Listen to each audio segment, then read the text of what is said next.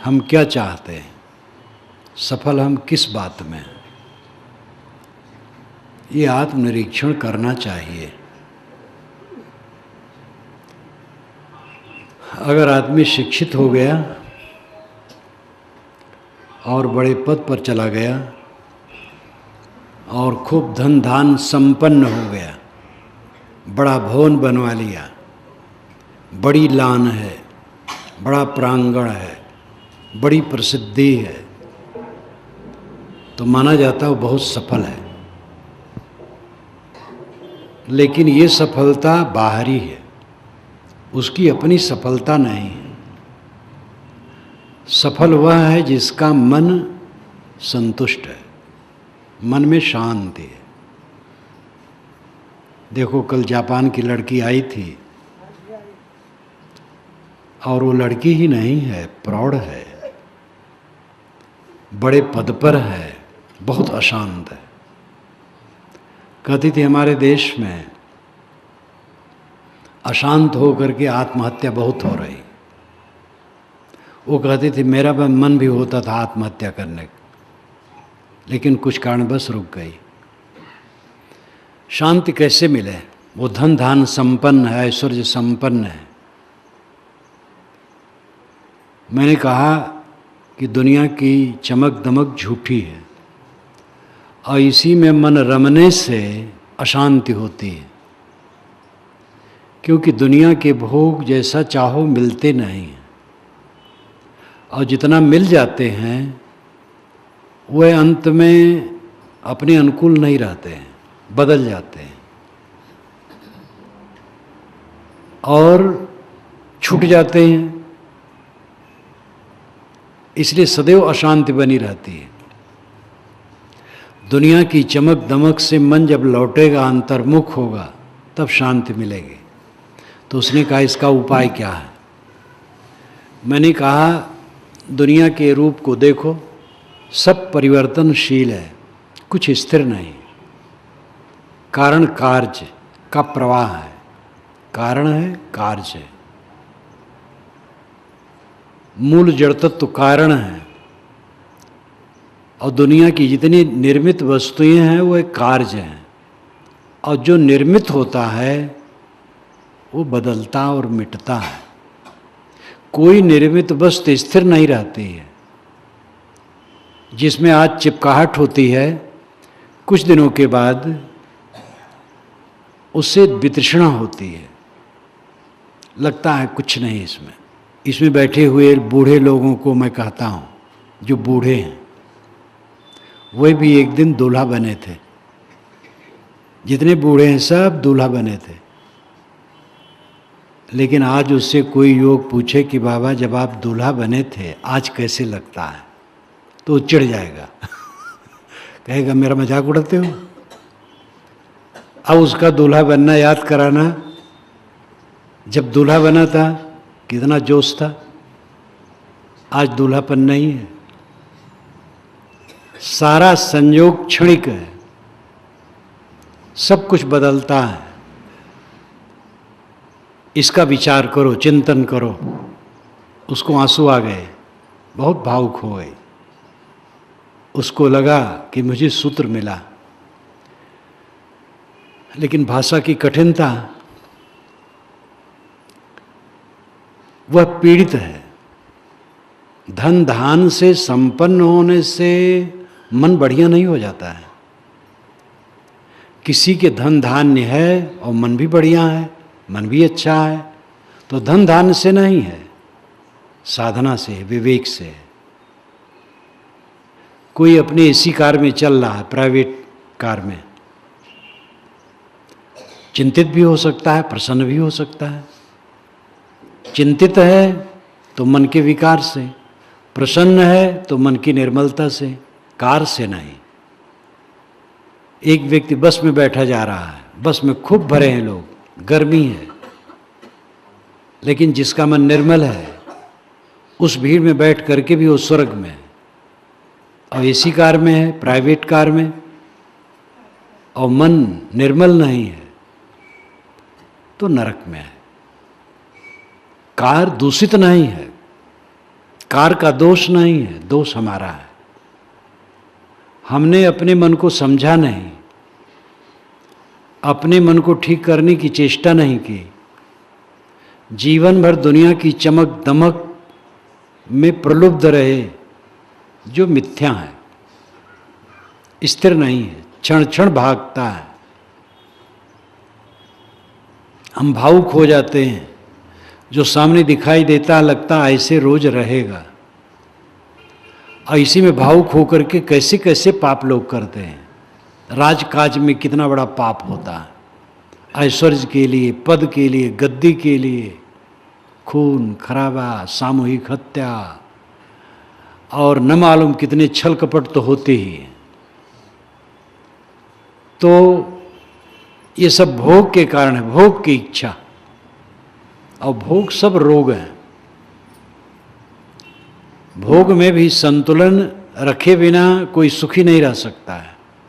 भोजन करना है, भोजन कोई आवश्यकता से अधिक करेगा तो दुख पाएगा। संतुलित भोजन होना चाहिए। इसलिए संसारी स्थिति में वहाँ भी भोग पर संयम की जरूरत है। मेरी पुस्तक ब्रह्मचर्य जीवन जब मैंने लिखी तो गार्हस्थ ब्रह्मचर्य एक अध्याय रखा, नारियों का एक अध्याय रखा, युवकों का एक अध्याय रखा। गृहस्थी में भी ब्रह्मचर्य की जरूरत होती है। लोग गृहस्थ क्यों होते हैं? क्योंकि वे समझते हैं हम अपने को संभाल नहीं पाएंगे। जवानी आने पर नर और नारी दोनों को अंग मिलन की चेष्टा होती है।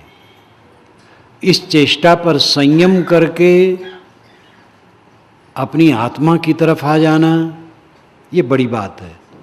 ये कोई कोई कर पाते हैं, बाकी जानते ही नहीं हैं। जानते भी तो कर नहीं पाते हैं। इसलिए विवाह जरूरी है। विवाह नहीं करेंगे तो समाज प्रदूषित होगा, वे प्रदूषित होंगे, समाज प्रदूषित होगा। इसलिए विवाह जरूरी है। विवाह विशिष्टम वहनम। विवाह का अर्थ है विशिष्ट ढंग से वहन करना। लड़की का लड़का, लड़का का लड़की ठीक ढंग से निभाए, दोनों प्रेम समता से रहें। आंगिक चेष्टा थी, आंगिक मिलन की चेष्टा थी, आकर्षण था, युवक को युवती के लिए, युवती को युवक के लिए। विवाह हुआ, अच्छा हुआ। अब देख लिए, एक बार, दो बार, 10 बार, अनेक बार देख लिए, तो अब तो वैराग होना चाहिए। जिसमें हमारा आकर्षण था वो मिथ्या ठहरा। उद्वेग, अशांति, मलिनता, तृष्णा, यही सब उसमें, और कुछ नहीं। संतान के लिए, गर्भाधान के लिए ठीक है बस, बाकी नहीं। तो गृहस्थी में पहुंच करके फिर वैराग्य होना चाहिए। जो सीधे वैराग करें वो सीधे करें। गृहस्थी में रह करके वैराग्य होना। गृहस्थ क्यों हुए? वैराग के लिए, ये अर्थ लगाइए। आकर्षण था इसलिए गृहस्थ हो गए। अब उसको देख लिए तो समझना चाहिए, और समझ करके वैराग्य बढ़ना चाहिए, संयम करना चाहिए। जितना संयम करोगे शरीर ठीक रहेगा, मन ठीक रहेगा, अध्यात्म में मन लगेगा। इसलिए गृहस्थ नर नारी को भी अपने ढंग से ब्रह्मचर्य का पालन करना चाहिए। जितना बन सके अपने को संभालना चाहिए। हमारे अंदर की जो लालसा है बाहर भोगों के लिए, वही हमारे मन को मैला करती है। और वो जितना बढ़ता है विकार, उतना हिंसा, हत्या, लूटपाट, ये सब होता है। बहुत नहीं बढ़ता है तो छल कपट, छल कपट से चोरी बेईमानी, सभ्यता की चोरी की जाती है। और जब बहुत बढ़ जाता है तो मारपीट, लूट फूंक भी होता है। भोगों का जहाँ त्याग है वहाँ अहिंसा है, हिंसा नहीं है, पीड़ा नहीं है। जितना भोगों का त्याग होगा उतनी अहिंसा होगी। इसके लिए उदाहरण महाकाव्य, 2 महाकाव्य हैं आर्यावर्त के। आर्यावर्त नेपाल और भारत दोनों आर्यावर्त है।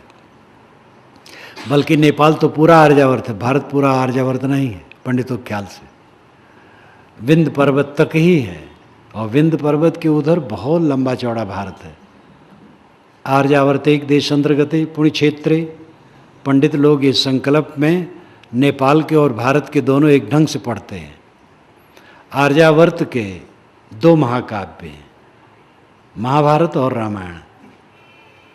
रामायण में राम भोग की इच्छुक नहीं है, उनको राज्य बताया गया और सुबह बताया गया वनवास। वाल्मीकि रामायण में लिखा है राम को शोक नहीं हुआ, ये राम का रामत्व है। उनको भोग की लालसा नहीं थी, भोग की लालसा होती कोई उनको हटा न सकता। राजा दशरथ अंदर से चाहते थे, प्रजा चाहती थी, भरत आ जाते कुछ दिन में, भरत तो ही चाहते, कोई हटा न सकता। लेकिन वह तुरंत फुरत चल दिए, उसी दिन चल दिए। वो सोचे अगर एक दिन रह जाऊं तो कोई विघ्न बाधा हो, रुक जाना पड़े तो ठीक नहीं है, माता कैकेयी को कष्ट होगा। और वह उसी दिन चल पड़े। ये भोग की भावना न होने से उन्होंने भाईचारे का बर्ताव किया, भाई के साथ उत्तम बर्ताव, भाई के लिए राज छोड़ दिया, माता पिता की आज्ञा मानी, मर्यादा का पालन किया। भरत को राज्य मिल गया था, लेकिन उनको भोग की भावना नहीं थी, राज की इच्छा नहीं थी। इसलिए चित्रकूट में जाकर के उन्होंने मनाया कि आप लौट चले। जब वे नहीं लौटे तो उन्होंने राज्य का काम तो किया, लेकिन राजभोग नहीं किया, तपस्वी की तरह जीवन बिताया। ये रामायण का उच्च आदर्श है त्याग का। महाभारत का उसका उल्टा है। कौरव पांडव राज्य के लिए, गद्दी के लिए कट करके मर गए। जहां भोग की भावना वहां हिंसा है, हत्या है। हिंसा केवल मार देना ही नहीं है। अगर हम दूध में पानी मिलाते हैं तो हिंसा करते हैं, दूध बेचते हो पानी मिलाते हैं, मिलावटबाजी करते, घूस लेते हैं, बेईमानी करते तो हिंसा करते हैं,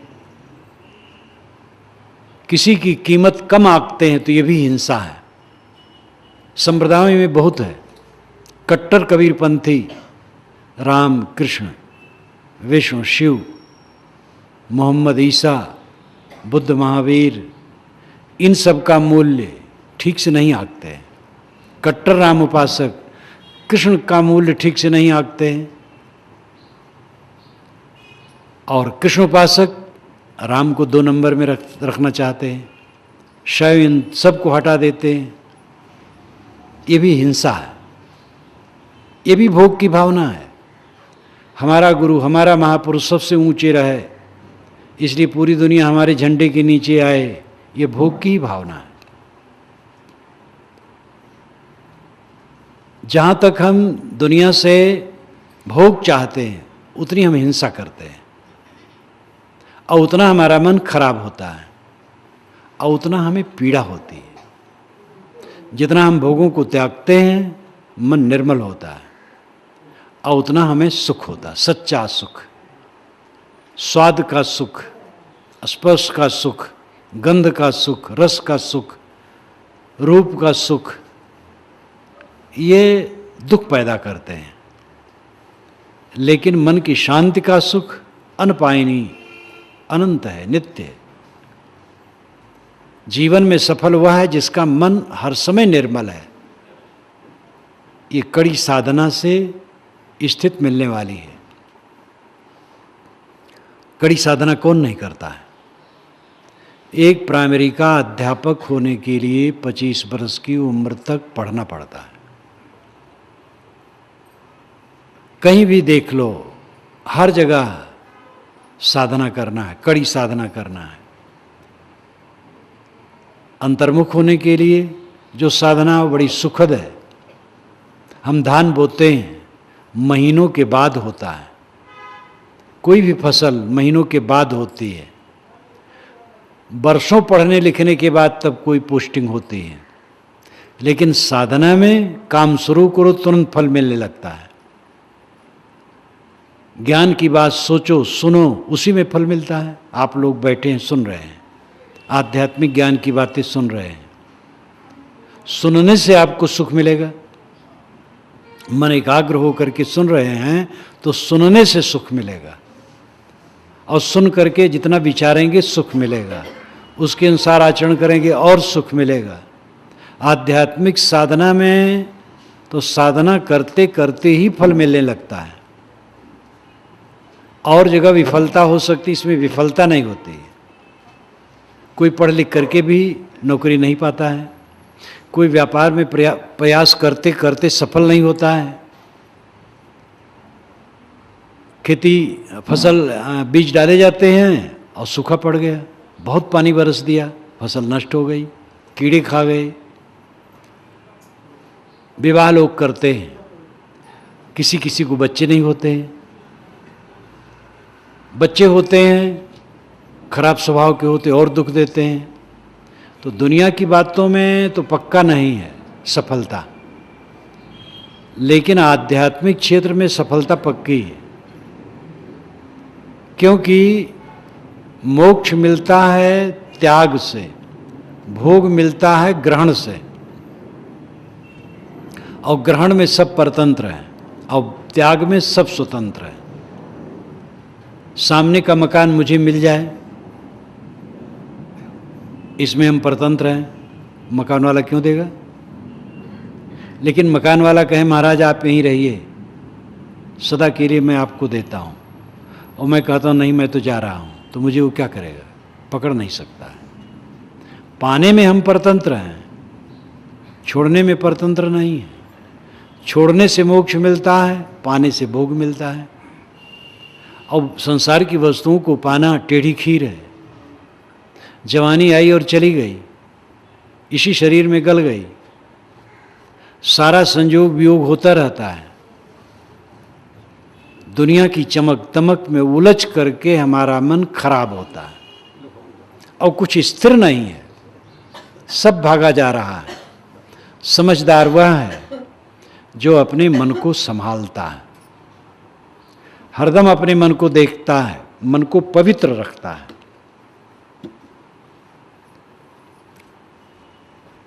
प्रत्यक्ष, परोक्ष और अपरोक्ष, ये तीन विषय हैं, ध्यान दीजिए। प्रत्यक्ष, परोक्ष और अपरोक्ष। आँख आदि की इंद्रियों से जो जानने में आता है ये प्रत्यक्ष है, ये सारा संसार प्रत्यक्ष है। और परोक्ष जो इंद्रियों से नहीं, मन द्वारा जिसकी कल्पना होती है, जैसे भूत प्रेत, देवता, ईश्वर, लोक लोकांतर, स्वर्ग नरक, लोक, ये सब परोक्ष है। ये मन की अवधारणाएं हैं, मन की कल्पनाएं हैं, मन के नक्शे हैं। तीसरा अपरोक्ष है। अपरोक्ष का मतलब स्वयं प्रत्यक्ष आत्मा, खुद। संसार के सभी मनुष्य प्रत्यक्ष में डूबे रहते हैं। शरीर सामने है, शरीर में ममता, मोह, आसक्ति और इंद्रियों के भोग में उन्मत्तता, न्याय अन्याय छोड़ करके उसके पीछे लग जाना।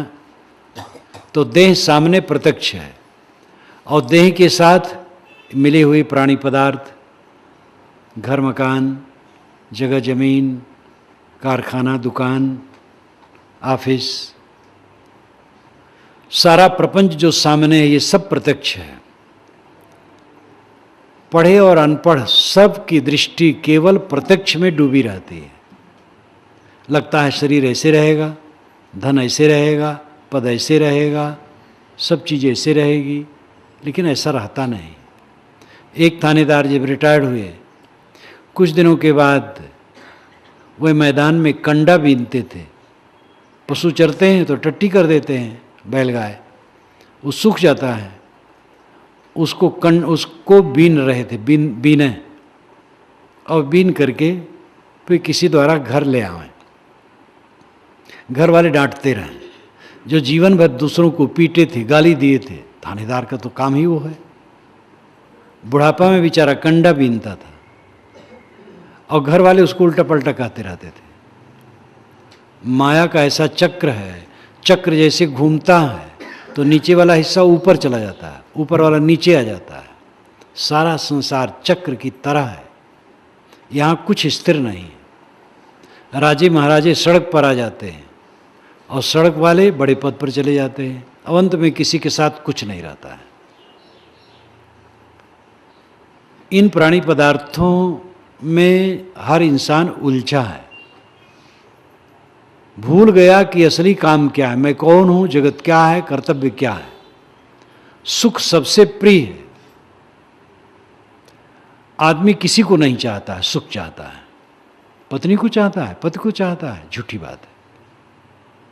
एक युवक अपनी पत्नी से कहेगा तुम्हारे बिना मैं मर जाऊंगा, तुम्हारे बिना रह नहीं सकता हूं, बहुत दिखाएगा मोह। लेकिन पत्नी बीमार हो गई, खाट में पड़ गई, डॉक्टर ने कहा कि अब ये उठ नहीं सकती, जीवन में कभी उठ नहीं सकती, आपको ही इसके मुख में ग्रास डाल के खिलाना पड़ेगा, शौच स्नान कराना पड़ेगा, सब कुछ कराना पड़ेगा, ये जीवन में उठ के खड़ी नहीं हो सकती है। तो पुरुष चाहेगा कि भगवान इसको बुला ले। जो बहुत मोह दिखा रहा था वही चाहेगा कि अब ये न रह जाए तो अच्छा। पुरुष का ऐसा हो, पत्नी यही चाहेगी। पुत्र को ऐसा हो जाए, माता पिता चाहेंगे कि न रहे तो अच्छा है। अपना शरीर जब बहुत पीड़ित हो जाता है और अच्छा नहीं होता है और वेदना बहुत होती है तो कितने लोग आत्महत्या कर लेते हैं। अब आजकल तो आत्महत्या बहुत सरल है, कामनाएं जितनी बढ़ेंगी आत्महत्या बहुत बढ़ेगी। कामनाएं पूरी नहीं हो रही हैं, इसलिए आत्महत्या तो आजकल खूब चल रही है। वो तो मूर्खतापूर्ण है। लेकिन शरीर की पीड़ा से कोई आत्महत्या करे तो एक असाधारण लगता है, सह नहीं पाया। दुनिया के जितने राष्ट्र हैं इस पर विचार करते हैं ये कानून बनाया जाए कि शरीर से कोई अत्यंत पीड़ित हो, चाहे तो मौत स्वीकार ले कानूनन। लेकिन लोग नहीं बनाते हैं कि इसका दुरुपयोग खूब होगा।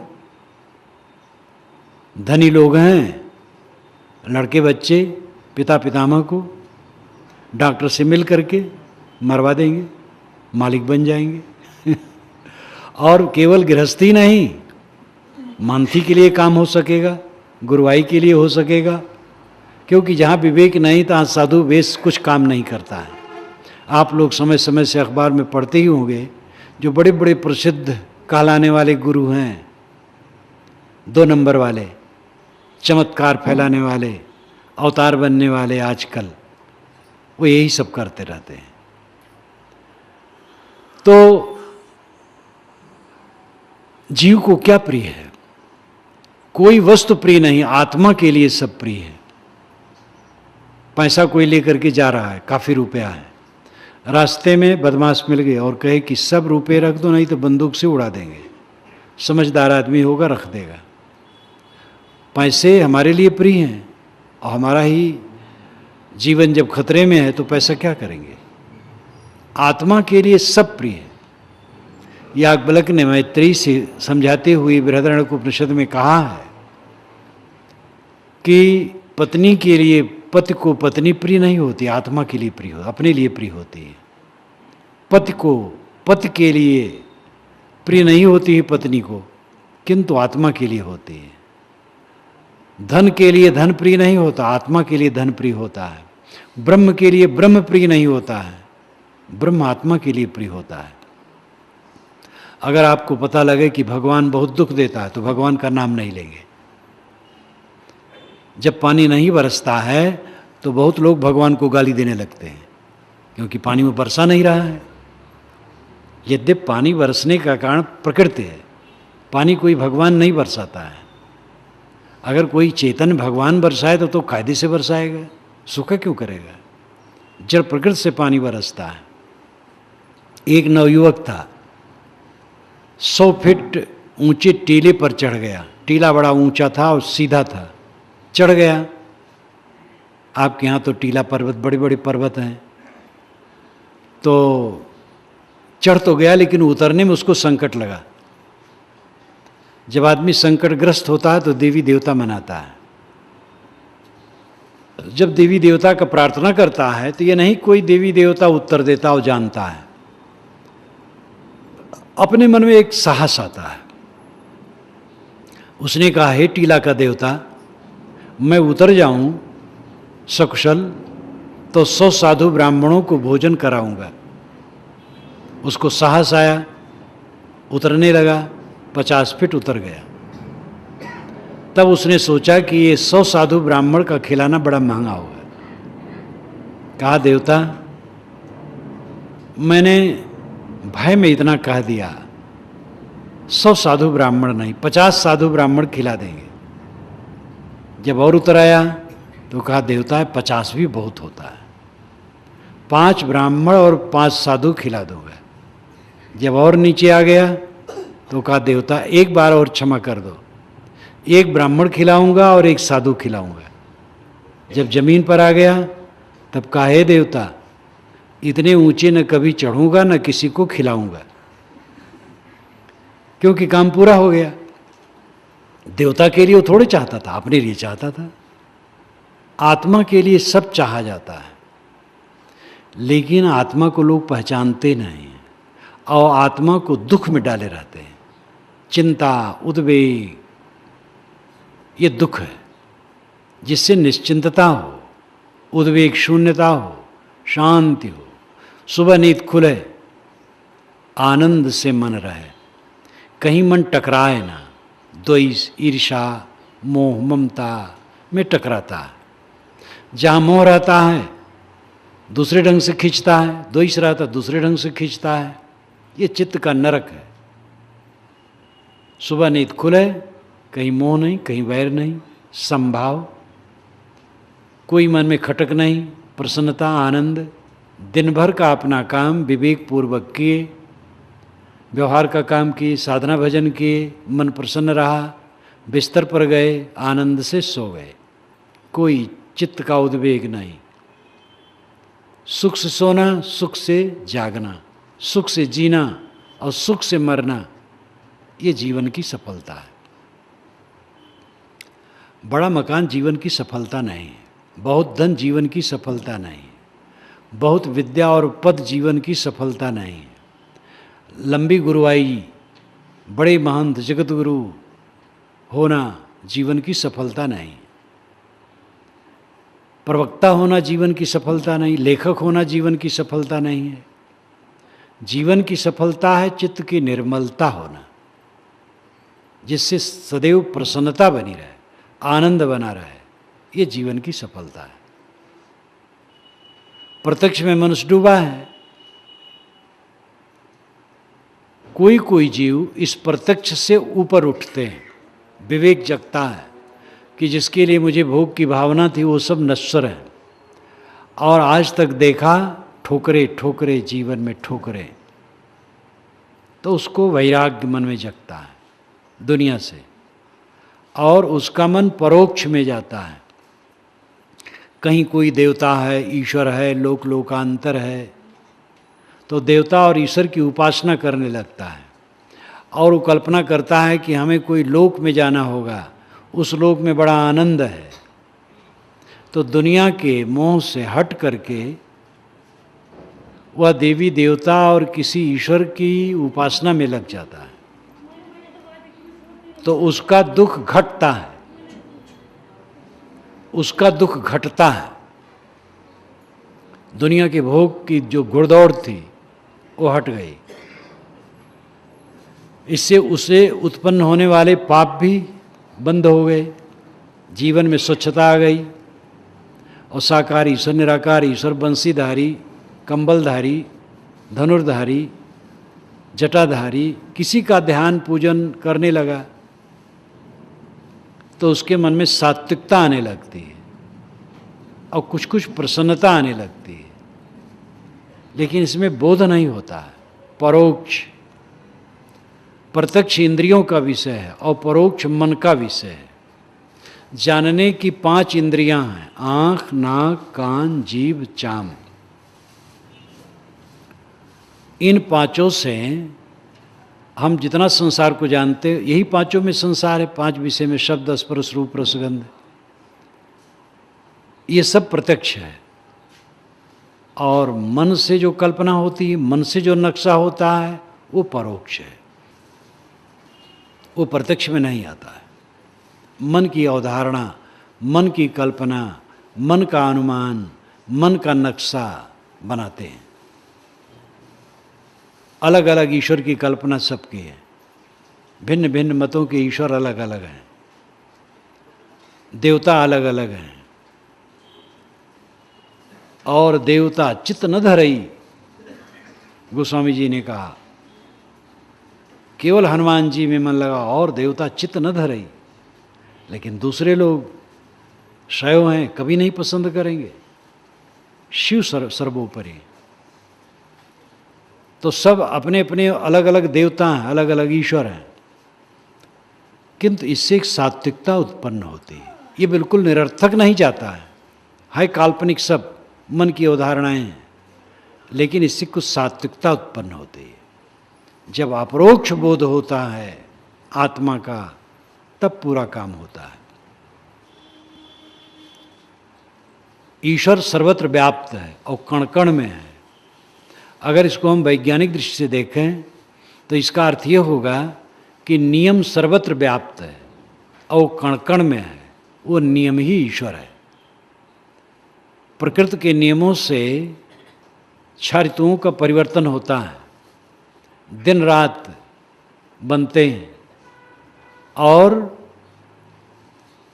कंकर, पत्थर, हीरे, मोती, वृक्ष, वनस्पति, झरने, तमाम कार्य पदार्थों का निर्माण होता है, परिवर्तन होता है। सब जगह नियम व्याप्त है। हमारे शरीर में नियम है, हमारे मन में नियम है, नियम व्यापक है, सर्वत्र है, कण कण में नियम है। वो नियम ही असली ईश्वर है। इसको वेद में ऋत कहा गया है। ऋतस्य तंतुम विततम, ऋत के तंतु सर्वत्र परिपूर्ण है, नियम के धागे सर्वत्र पिरोए हैं। ऋत ही आगे चल करके स्थूल ईश्वर का रूप ले लिया और सब भटकाव शुरू हो गया। ईश्वर को खुश करने के चक्कर में उसको लड्डू खिला करके, उसकी प्रार्थना करके सब काम पूरा करने के चक्कर में लोग पड़ गए। नियम ठीक है, नियम से चलोगे सुखी रहोगे, नियम का उल्लंघन करोगे दुखी रहोगे। अगर 2 रोटी आपका पेट पचाता है तो 3 खाओगे तो तकलीफ होगी, 4 खाओगे तो बहुत तकलीफ हो जाएगी। जो आपकी आंत का नियम है उसको पहचानो और वैसे करो तो अमृत है। 2 व्यक्ति मिले तो क्या बात, कैसे बात करना चाहिए? प्रसन्न होके बात करना चाहिए। और जहाँ दोनों के विचार मिलें वहाँ से बात शुरू करना चाहिए। मिले रूखे फीके होके बोले और जहाँ विरोधी बात है वहाँ कह दिए तो ये नियम नहीं हुआ, इसमें खिन्नता होगी, उसको भी अपने को भी। बात के नियम होते हैं, हर काम के नियम हैं। कुछ नियम मनुष्यों के बनाए हैं, बाकी नियम स्वयंभू हैं, सदा से हैं। मनुष्यों के नियम परिवर्तित होते हैं। जैसे आपके घर में नियम हो गया कि 6 बजे भोजन कर लेना है शाम को, तो उसका पालन सबको करना चाहिए। जब देखा गया 6 बजे ठीक नहीं, 7 बजे ठीक है, तो बदल दिया गया। तो मनुष्यों के नियम बदलते हैं, लेकिन जब तक जो नियम रहे पालन करना चाहिए समूह को। बदलने की आवश्यकता हो तो सब मिल बैठ करके बदलना चाहिए। किंतु जो स्वयंभू नियम है वो अनादि से अनंत काल की तरफ निरंतर प्रवाहित हैं, वो सब समय रहेंगे। वही असली ईश्वर है, उसको पहचानो तो भ्रांति नहीं होगी। पानी कौन बरसाता है? कोई ईश्वर नहीं बरसाता है, जड़ प्रकृति के नियमों से बरसता है। कोई दयालु ईश्वर बरसाए तो खेत में बरसाएगा, सड़क में नहीं बरसाएगा, क्योंकि सड़क में कीचड़ हो जाता है। खेत में पानी की आवश्यकता है। धान के खेत में ज़्यादा वर्षा आएगा, गेहूं के खेत में कम वर्षा है, क्योंकि गेहूं को पानी कम चाहिए। भूचाल नहीं लाएगा, उत्पात नहीं लाएगा। भूचाल आती है प्रकृति के नियमों से, पानी बरसता है प्रकृति के नियमों से। वो प्रकृति का नियम ही ईश्वर है। अगर कोई पाप करता है तो दुख पाता है, पुण्य करता है सुख पाता है, ये नियम है। लेकिन लोग पाप करके ईश्वर को खुश करके पाप से छूटना चाहते हैं, पाप के परिणाम से। जो नियम रूपी ईश्वर है तो छोड़ता नहीं है, इसीलिए नियम को मानना छोड़ दिया गया, अपने तरफ से ईश्वर बना लिया गया। जो लड्डू खाने वाला है, खुश होने वाला है, अगर प्रार्थना करो तो खुश हो जाता है, और लड्डू दो तो और खुश हो जाता है।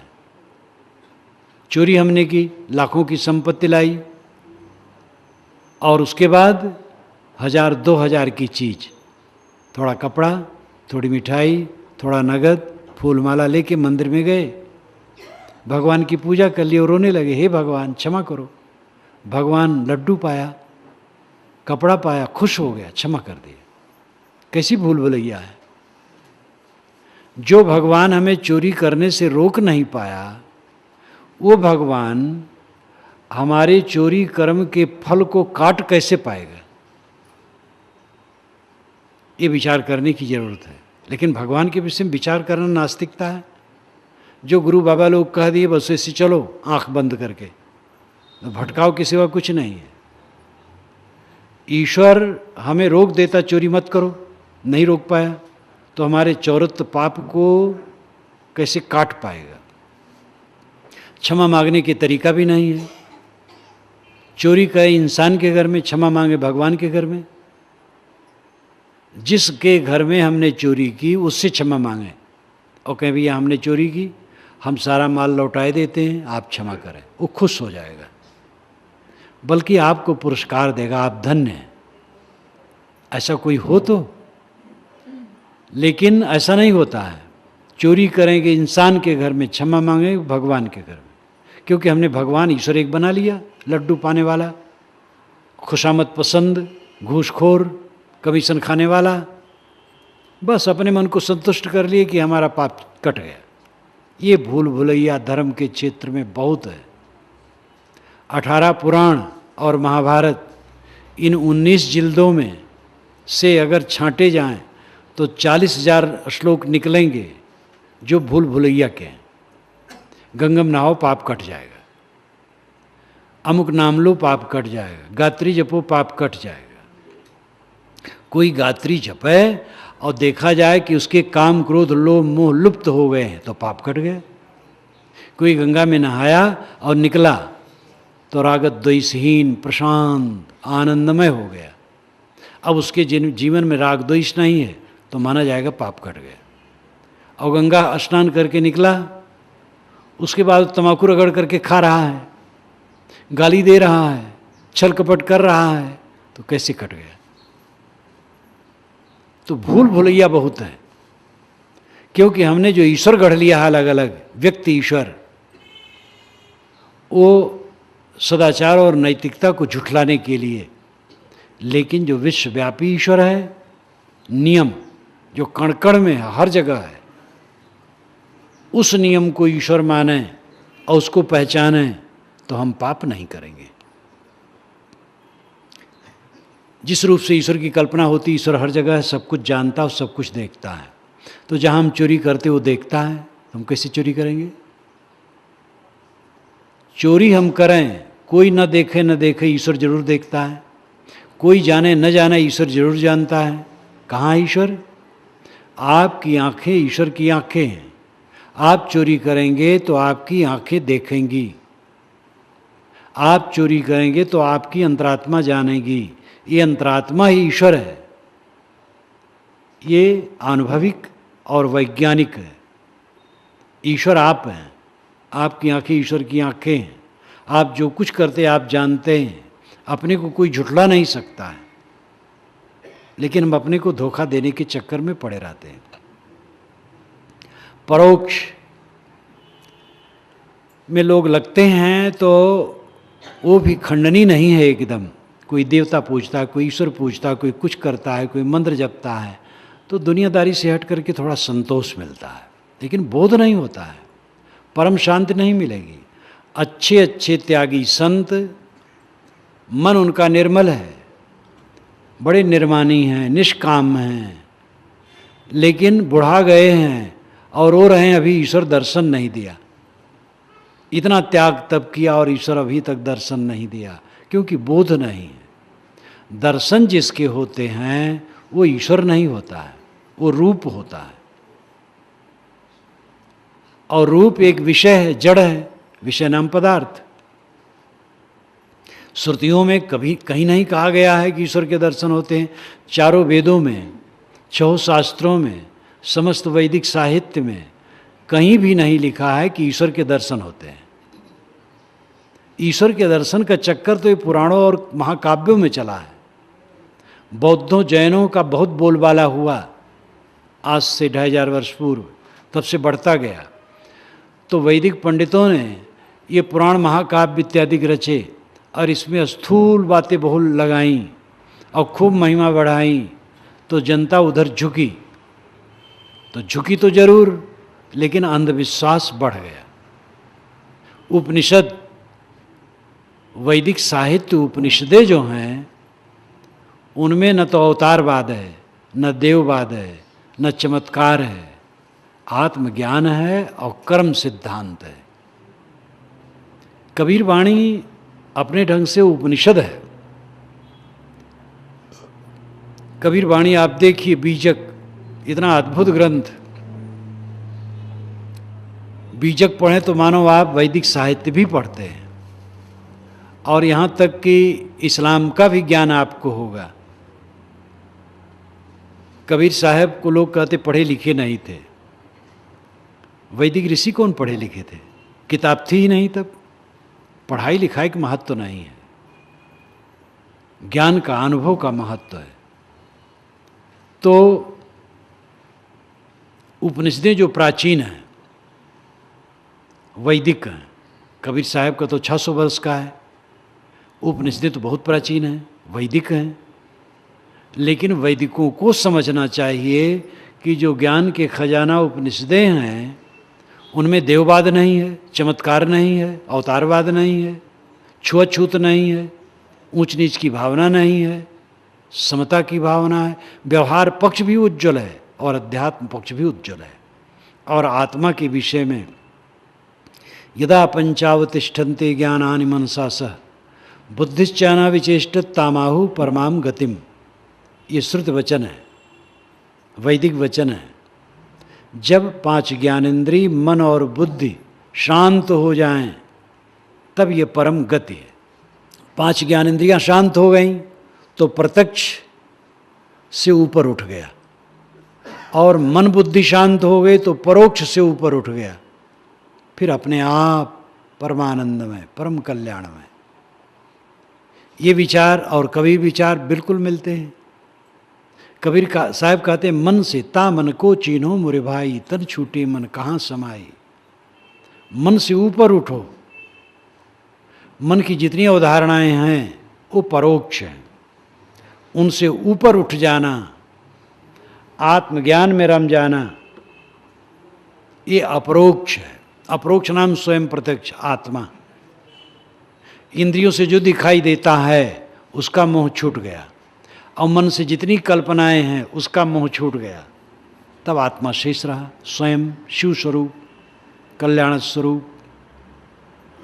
ये अपरोक्ष बोध और अपरोक्ष ज्ञान है। कबीर साहब ने सदैव अपरोक्ष पर जोर दिया। उपनिषदों में परोक्ष ब्रह्म अपरोक्ष ब्रह्म दोनों का वर्णन है, लेकिन वेदांती पुरुष भी जो विशेष चिंतक हैं वे परोक्ष ब्रह्म को श्रेय नहीं देते हैं। परोक्ष ब्रह्म दुनिया बनाए उसने, उसको श्रेय नहीं देते, अपरोक्ष ब्रह्म को श्रेय देते हैं। आत्मानं चेत विजानीयात् अयमस्मित् पुरुषः किमिच्छन्य कस्य कामाय शरीर मन संजरेत। जिसने समझ लिया यह आत्मा ही परम पुरुष है, किस इच्छा से, किस वासना से इस शरीर के पीछे चल करके जन्म मरण का बुखार लगाए रखेगा, तपता रहेगा, तो आत्मा ही को ब्रह्म कहा।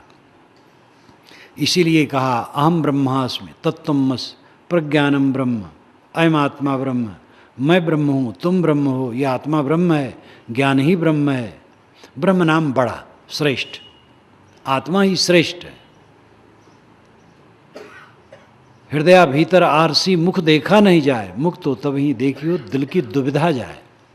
साहब कहते हृदय के भीतर में सबके विवेक का दर्पण है, उसी से अपने स्वरूप का बोध होगा।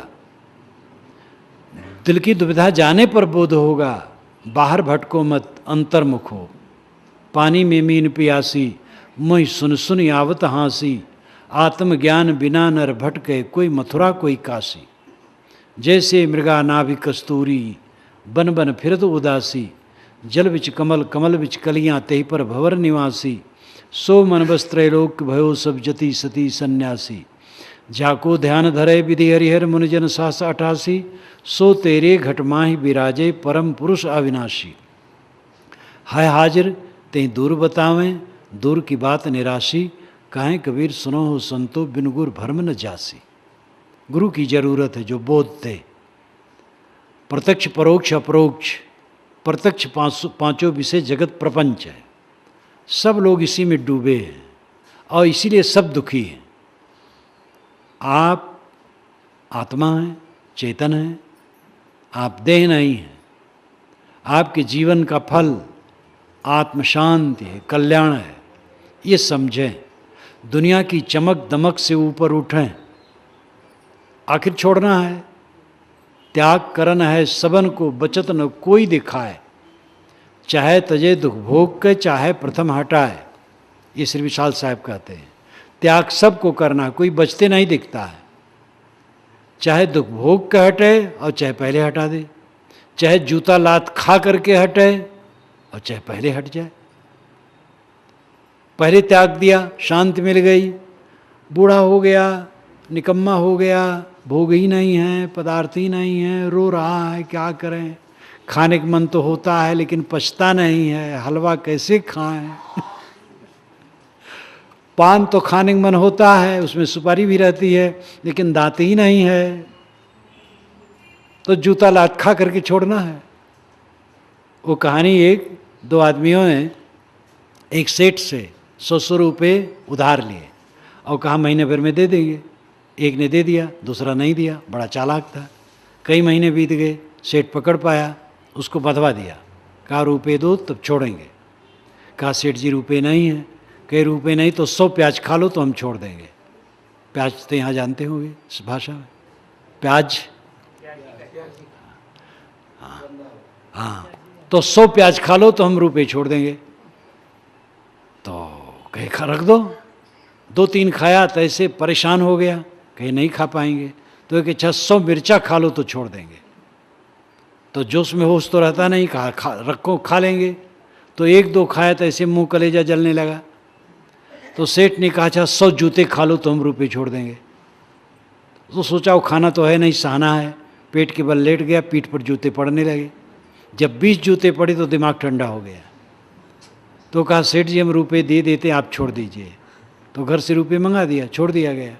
समझदार वह है जो पहले रुपये दे दिया।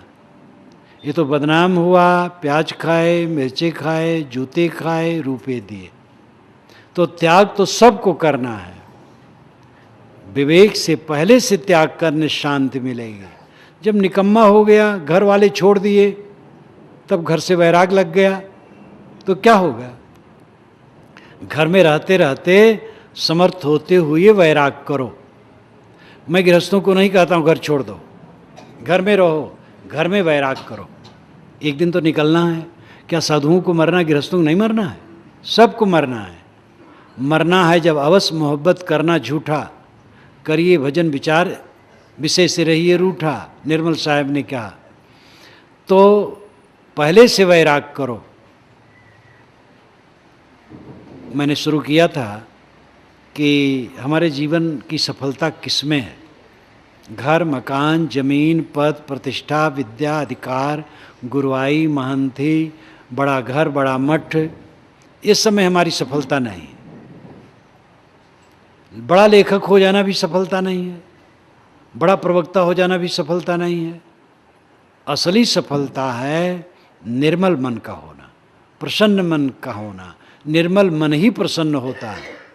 सोते जागते चलते फिरते हर समय आनंद कंद रहना, इस देह में रहते रहते मुक्त जीवन बिताना, ये सफलता है। आप कहेंगे ये साधुओं के लिए, गृहस्थों के लिए नहीं है। गृहस्थ साधु के लिए नहीं कहा जाता, मनुष्य के लिए कहा जाता है। न स्त्री के लिए कहा जाता, न पुरुष के लिए, न गृहस्थ न विरक्त के लिए, मनुष्य के लिए।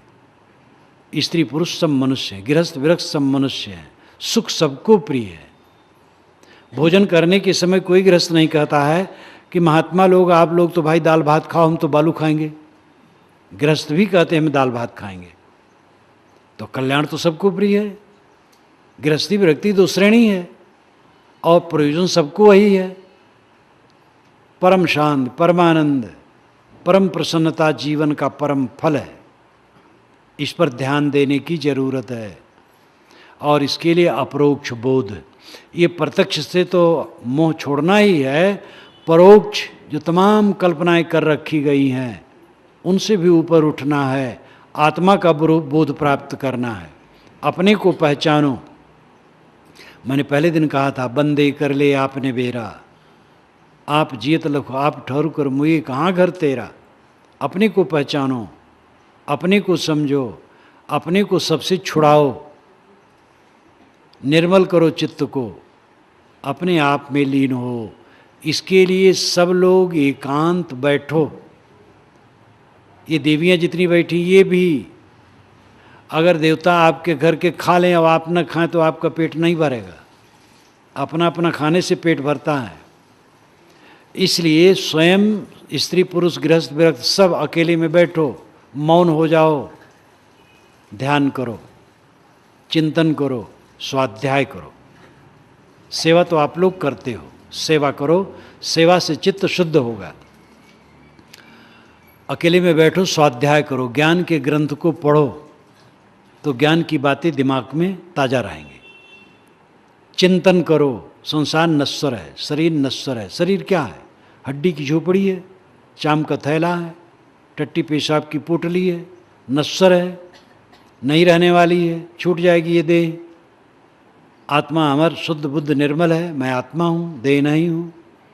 इस प्रकार विचार चिंतन कहलाता है। इस चिंतन से मन की इकाई धुलती है और फिर ध्यान, मन को एकाग्र करने का अभ्यास करो। आंखें बंद करो और बंद आँखों में अंधकार प्रकाश जो दिखाई दे उसी में मन को ठहराओ। एक खूंटा है मन को बांधने का। और अगर एकाग्रता होगी तो उसमें प्रकाश दिखाई देगा, सड़क जैसी दिखाई देगी, चिंगारी जैसी दिखाई देगी। एकाग्रता नहीं होगा तो नहीं दिखाई देगी। यद्यपि वो कोई आत्मा परमात्मा नहीं है, वहाँ की गर्मी है, लेकिन मन को बांधने की एक खूंटा है। सांस आती जाती है अपने आप, सांस पर मन ठहराओ, कुछ ना ध्यान ख्याल करो, केवल सांस को सोचो और सांस पर मन ठहराओ। ऐसा अभ्यास करो। ये ध्यान की एक प्रक्रिया है। अनेक प्रक्रियाएं हैं। हम लोगों का जो ध्यान खास है पारक सिद्धांत का, वो साक्षी भाव है। नदी के किनारे बैठे, नदी में तरंगे आती और जाती हैं। जो तट पर बैठा है वो केवल देखता है, बहता नहीं। ऐसे मन को देखो, मन में बहो ना। जो याद आए, जो संकल्प आए, उसको उदास होकर के देखो, उसमें मिलो ना, छोड़ते जाओ, छोड़ते जाओ। ये इसको कहते दृष्टाभ्यास, साक्षी अभ्यास। और ये करते करते ऐसी अवस्था आती है कि संकल्प शांत हो जाते हैं। वैराग और अभ्यास दोनों बढ़ते हैं तभी होता है। और वैराग शब्द आए तो आप मत समझिए कपड़ा बदलना और आश्रम बदलना। जिनकी हिम्मत है वह आश्रम बदल दे, कपड़ा बदल दे, ठीक है, घर छोड़ दे, साधु के पास चले जाए, मठ में रहें। और गृहस्थी कपड़ा तो बदल ही जाता वहाँ जाने पर। तो जिनकी ऐसी हिम्मत है करें, लेकिन जानबूझ के करें। ऐसा नहीं कि जाएं और फिर घबराएं तो फिर घर लौटें। घर में हुआ खटपट, चल बाबा के मठ पर, और मठ पर बताया काम तो बंदे रमता राम। तो ऐसा न करें। घर में रहें, कहीं रहें, वैराग सबको जरूरी है। वैराग मोह न करना। जिस संसार को छोड़ना है, मोह छोड़ करके उद्धार होगा। वैराग जितना बढ़ेगा, स्वाध्याय चिंतन ध्यान जितना बढ़ेगा, वैराग बढ़ेगा। वैराग बढ़ेगा तो निर्विकल्प समाधि लगेगी। जब आसक्ति चारों तरफ टूटेगी तो मन एकाग्र होगा। बाहर की आसक्ति भीतर प्रवेश करने में बैरियर है, और वो वैराग्य से कटेगी। वैराग मन की विवेक शक्ति से उत्पन्न होता है, कपड़ा बदलने से नहीं, आश्रम बदलने से नहीं। उसके लिए पुरुष अधिकारी हैं और स्त्री नहीं, इसी बात नहीं, सब अधिकारी हैं, मानव मात्र अधिकारी हैं। अनासक्त होकर के अभ्यास करो, वो दशा आएगी। इस प्रकार अकेले में सब लोग रोज बैठना शुरू करो। नहीं 2 बार 3 बार तो 1 बार तो बैठो। नहीं 2 घंटा 3 घंटा आधा घंटा बैठो। बहुत व्यस्त लोग हैं, 15 मिनट बैठे, कुछ शुरू तो करें। देखेंगे आदत बनेगी और उधर उन्नति होगी। और अगर ऐसे बतकही में रह जाएंगे, केवल अभ्यास नहीं करेंगे, तो चित्त की निर्मलता नहीं होगी। इन बातों पर ध्यान देना चाहिए और अपने जीवन की सच्ची सफलता को हमें समझना चाहिए। सच्ची सफलता है मन की निर्मलता और आत्म संतोष की प्राप्ति। इसी के साथ मैं अपनी वाणी को विराम देता हूँ।